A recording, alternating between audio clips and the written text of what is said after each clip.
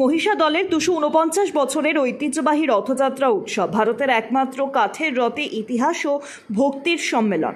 মহিষাদলবাসীদের অন্যতম গর্ব 239 বছরের ঐতিহ্য বহন করে চলেছে মহিষা দলের রথযাত্রা উৎসব। রাজবংশের পৃষ্ঠপোষকতায় এই রথযাত্রার সূচনা হয় 1776 সালে রানী জানকী দেবীর উদ্যোগে। মিলন মেলার উদ্দেশ্যে রথ নির্মাণ শুরু হলেও তা তার জীবদ্দশায় শুরু হয়নি। পরে 1805 সালে রাজবংশের মতিলাল পাড়ের এক সময় সেই রথ প্রথম রথযাত্রায় ব্যবহৃত হয়। পুরী ও মাহেশের পর ভারতের অন্যতম প্রাচীন ও বিশিষ্ট রথযাত্রা হিসেবে মহিষাদলের রথের পরিচিতি রয়েছে।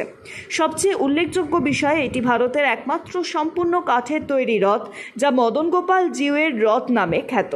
মদন গোপাল জিউয়ের সঙ্গে রথে থাকেন জগন্নাথ দেব এবং রাজবাড়ির শালগ্রাম শিলা শ্রীধর জিউ।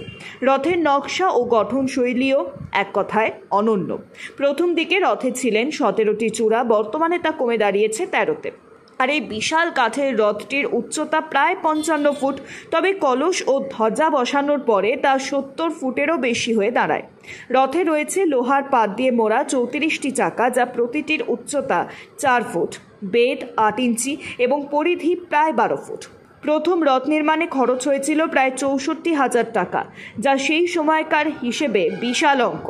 আজও রাজবাড়ির ঐতিহ্য মেনেই পালিত হয় রথযাত্রা। রাজপরিবার ও স্থানীয় বাসিন্দাদের মিলিত অংশগ্রহণে এই উৎসব শুরু ধর্মীয় উৎসব নয়, সামাজিক মিলন মেলাও বটে। মহিষা দলের এই রথযাত্রা আজও ইতিহাস, শিল্প ও সংস্কৃতির এক অপূর্ব দৃষ্টান্ত হয়ে রয়েছে পূর্ব মেদিনীপুরের গর্বে।